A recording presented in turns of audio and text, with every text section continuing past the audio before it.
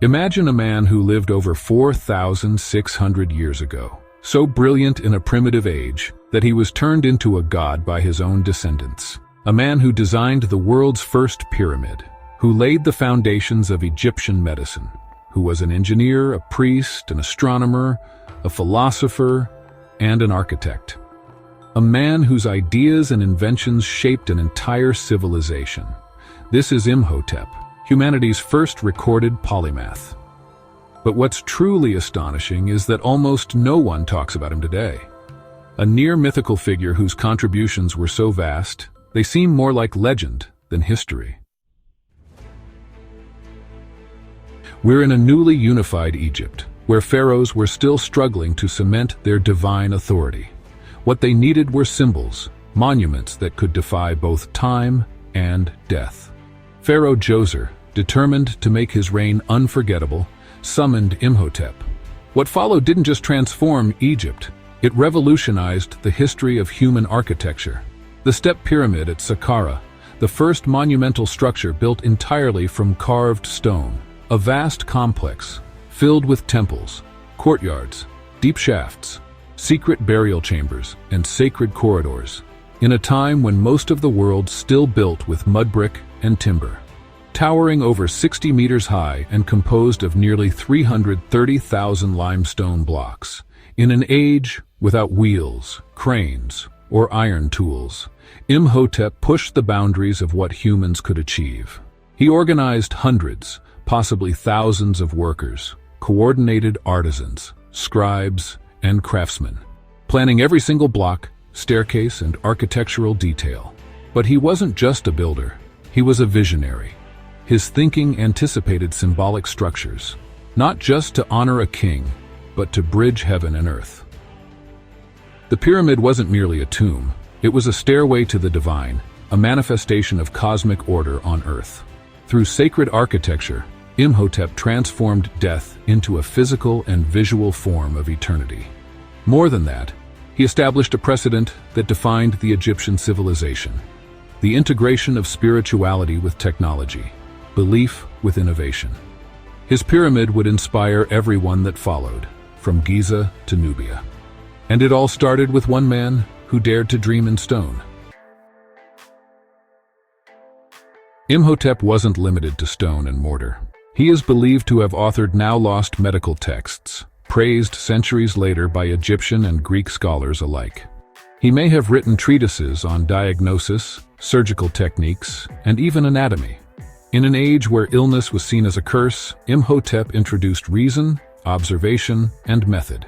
He likely recommended herbal remedies, clinical observations, and rudimentary surgical procedures, a true revolution in medical thought. People came to the temples built in his honor to be healed. Inscriptions plead for forgiveness, healing, and long life. Centuries later, the Egyptians worshipped him as a god of healing, and the Greeks equated him with Asclepius, their own god of medicine. The fact that such a culturally distinct civilization embraced him shows just how profound his influence was on health and science. It's said that doctors in Alexandria studied in his temples, drawing directly from his methods. Those temples became early hospitals, sanctuaries of healing in the ancient world. Reports of miraculous cures were documented in these sacred spaces, making him a living symbol of hope. Pilgrims from across Egypt would sleep in his temples, hoping to dream the cure to their ailment. It was spiritual medicine intertwined with physical observation, a precursor to today's holistic healing. Unlike most ancient figures, Imhotep's name didn't just survive, it ascended. He was one of the very few non-royal humans ever deified in ancient Egypt. In a society where only pharaohs could dream of eternal life, Imhotep was the only commoner to be elevated into the divine pantheon. His cult lasted more than 2,000 years.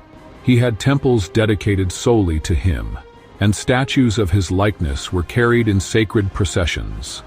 His name was invoked in prayers, in medical oaths, and in magical incantations. Such spiritual longevity is unheard of, surpassing even many of Egypt's greatest pharaohs. Why? Because Imhotep wasn't just a national hero, He was a bridge between the divine and the scientific, between magic and logic.